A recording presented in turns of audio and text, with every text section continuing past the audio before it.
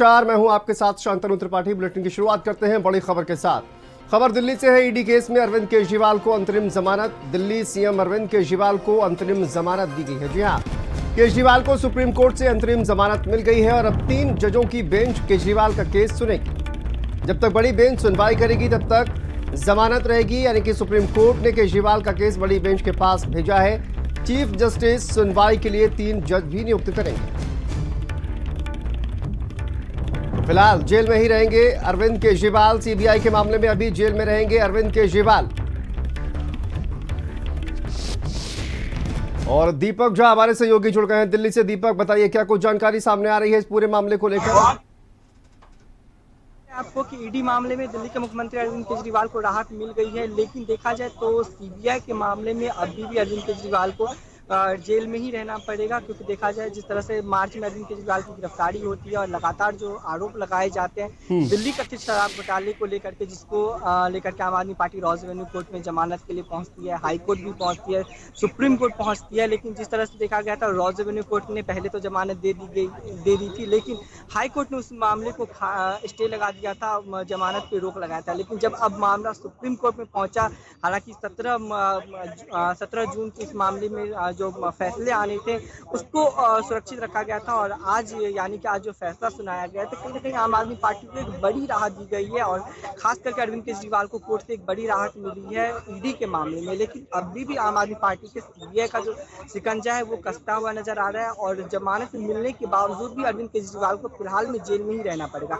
यदि हम पूरी सुनवाई का जिक्र करें तो सुनवाई के दौरान यदि हम जजों की बात करें तो उन्होंने साफ तौर पे कहा है कि हम किसी के बयान पे किसी को गिरफ्तार नहीं कर सकते, क्योंकि ईडी पूछताछ के लिए किसी को बुलाती है, उसके बाद गिरफ्तार किया जाता है। पूछताछ के आधार पे किसी को गिरफ्तार नहीं किया जा सकता। अब ये जो मामला है वो अपर बेंच को भेजा जाएगा। अपर बेंच इस मामले में विस्तार से इस पे सुनवाई करेगी, विस्तार से इसको जानेगी, उसके बाद जो फैसला है वो सामने आएगा। हालांकि ईडी मामले में तो जमानत दे दी गई है, लेकिन यदि सीबीआई की बात करें तो सीबीआई के मामले में अभी भी पेज फंसा हुआ है। आज सीबीआई की कस्टडी भी समाप्त होने वाला है, जिसको लेकर के अरविंद केजरीवाल को रॉज एवेन्यू कोर्ट में भी पेश किया जाएगा। लेकिन फिलहाल में कह सकते हैं कि जिस तरह से आम आदमी पार्टी को सुप्रीम कोर्ट से एक राहत मिली है, तो कहीं ना कहीं आम आदमी पार्टी में एक जश्न का माहौल है। आम आदमी पार्टी के जो तमाम मंत्री हैं, विधायक हैं, वो धीरे धीरे आम आदमी पार्टी मुख्यालय भी पहुंच रहे हैं और मुख्यालय पहुंच करके कहीं ना कहीं वो सेलिब्रेट करना चाहते हैं और सेलिब्रेट करेंगे इस माहौल को। देखिए दीपक, ये ईडी मामले में पूरी तरह से अगर देखा जाए तो एक मुख्य आरोपी कहीं ना कहीं बनाया गया था। बड़ा राहत का दिन है कि हम पहले दिन से एक बात कह रहे थे कि पीएमएलए का जो ये केस बनाया गया है, ये केस पूरी तरीके से आधारहीन है। इसमें किसी तरह का कोई आधार नहीं है। ना अभी तक एफआईआर में नाम था अरविंद केजरीवाल जी का, ना अरविंद केजरीवाल जी के खिलाफ कोई साक्ष्य है, और कहीं भी अभी तक ईडी ये तय नहीं कर पाई, एस्टेब्लिश कर पाई है कि किन सर्कमस्टांसेस में माननीय मुख्यमंत्री को अरेस्ट करना पड़ा उनको। क्योंकि हम लोग पहले दिन से कह रहे हैं कि पॉलिटिकल मोटिवेटेड ये केस है। इस केस के अंदर कहीं से कहीं तक किसी तरह का कोई साक्ष्य आधार अभी तक ईडी एस्टेब्लिश नहीं कर पाई है। और माननीय सर्वोच्च न्यायालय ने ये तय किया है और इंटरिम बेल दी है कि लार्जर बेंच इस चीज़ को तय करेगा कि क्या ईडी को किन सर्कमस्टांसेस में एक चुने हुए मुख्यमंत्री को अरेस्ट किया, ये अरेस्ट कहाँ तक जायज़ है। सेक्शन 45 को लेकर जिस तरीके की अपोह बन जाती है, उस सब चीज़ों को अब लार्जर बेंच तय करेगा। तो देखिए, पॉलिटिकल मोटिवेटेड ये केस बताया जा रहा है अरविंद केजरीवाल के वकील की तरफ से, लेकिन दीपक इस पूरे मामले में चार्जशीट लगाई गई और कहा जाए कि मुख्य आरोपी बनाया गया। लेकिन इन तमाम बातों के बावजूद अब कहा जाए अभी भी जेल में रहेंगे, 3 जजों की बेंच सुनवाई करेगी, लेकिन अंतरिम जमानत दी गई है। ये पूरा मामला कैसे कहा जाए कि अब ये कहीं ना कहीं बड़े स्तर पर ये जो पूरा मामला है इसकी सुनवाई की जाएगी और कोशिश ये की जाएगी जो केस है वो जल्द से जल्द अपने अंजाम तक पहुंचे।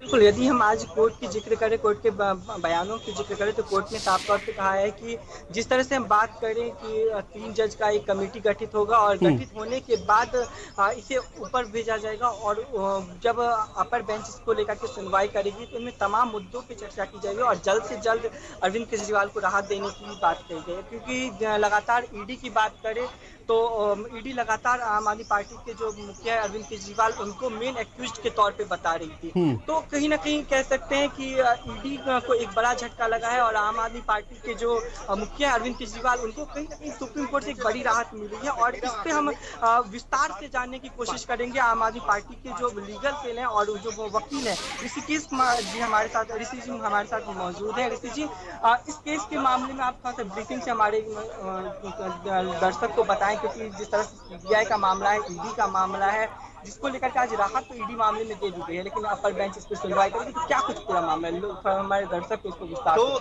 जिस तरीके से अरविंद केजरीवाल की गिरफ्तारी ईडी ने की, तो हमने जो है इसको चैलेंज किया था और सुप्रीम कोर्ट ने आज उस पर जो है जजमेंट सुनाया है। उसमें सुप्रीम कोर्ट ने दो बातें कही। एक, अरविंद केजरीवाल जी को अंतरिम जमानत दी है। दूसरी कि क्या नेसेसिटी ऑफ अरेस्ट है, क्या जो है अरविंद केजरीवाल को गिरफ्तार करना जरूरी था।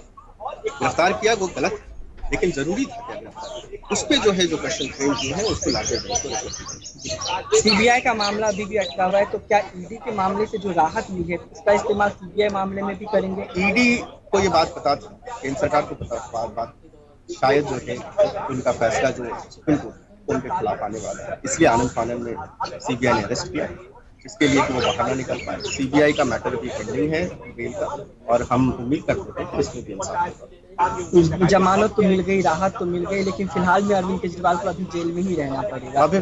अभी फिलहाल अभी जब तक कि सीबीआई में बेल नहीं होता है, हमें उम्मीद है कि शायद। तो फिर क्या माने हैं? उम्मीद है कि 17 जुलाई को भी जो फैसला है आपके पक्ष में आएगा। ये तो हाईकोर्ट के ऊपर है।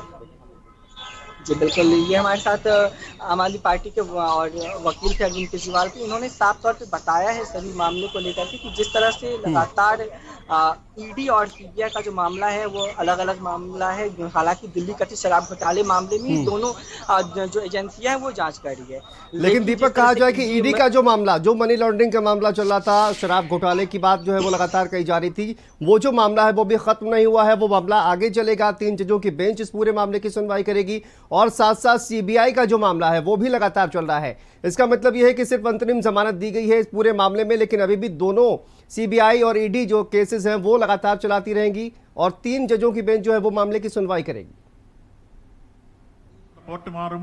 जो मामला है वो लगातार अभी चलता ही रहेगा। हालांकि सुप्रीम कोर्ट ने एक अंतरिम जमानत दी है, मामला अपर बेंच के पास जाएगा। 3 जजों की जो कमेटी बनेगी वो इस मामले पे विस्तार से जांच करेंगे, विस्तार से इसको जानेंगे और वो अंतिम फैसला सुनाएंगे। लेकिन जिस तरह से सीबीआई की बात करें तो देखा गया था कि सीबीआई ईडी के ईडी मामले में जमानत मिलने के बाद अरविंद केजरीवाल से पूछताछ करती है, उसके बाद उनको गिरफ्तार किया जाता है रोज एवेन्यू कोर्ट से, उसके बाद फिर कस्टडी मांगा जाता है, फिर दोबारा फिर से कस्टडी मांगा जाता है, उसके बाद 14 दिन के लिए उनको न्यायिक हिरासत में भेजा जाता है। हालांकि न्यायिक हिरासत भी आज समाप्त हो रहा है और आज उनको फिर से रोज एवेन्यू कोर्ट में पेश किया जाएगा। लेकिन यदि हम ईडी की बात करें तो ईडी लगातार अरविंद केजरीवाल को मेन एक्यूज्ड के तौर पर बता रही थी कि अरविंद केजरीवाल किंगपिन है इस मामले को लेकर के, क्योंकि दिल्ली कथित शराब घोटाले में जो 100 करोड़ रुपए का जिक्र लगातार ईडी की तरफ से किया जाता था और इसको लेकर के तमाम जो आरोप है वो आम आदमी पार्टी के मुखिया अरविंद केजरीवाल पे लगाया जाता था और अरविंद केजरीवाल को मेन आरोपी बताया जा रहा था ईडी की तरफ से, क्योंकि ईडी लगातार यही कहती है मुख्य आरोपी बताया गया दीपक। लेकिन देखिए, ये कहा जाए कि आम आदमी पार्टी की तरफ से लगातार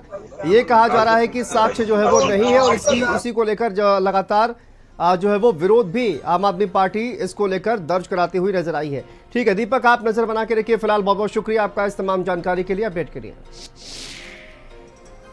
सुप्रीम कोर्ट ने आज अरविंद केजरीवाल जी को अंतरिम जमानत दी है और ये कहा है कि उनको जो है इस मैटर में अंतरिम जमानत दी जाती है और जो इशू है सेक्शन 19 का और नीड फॉर अरेस्ट का, उसको जो है रेफर किया गया है लार्जर बेंच में। केजरीवाल जी अभी कस्टडी में रहेंगे क्योंकि सीबीआई की बेल अभी पेंडिंग है। सुप्रीम कोर्ट ने कहा है क्योंकि बहुत देर से वो आपको ले चलते हैं लखनऊ, जहां पर आम महोत्सव का आयोजन किया गया है। सीएम योगी आदित्यनाथ पहुंचे हुए हैं आम महोत्सव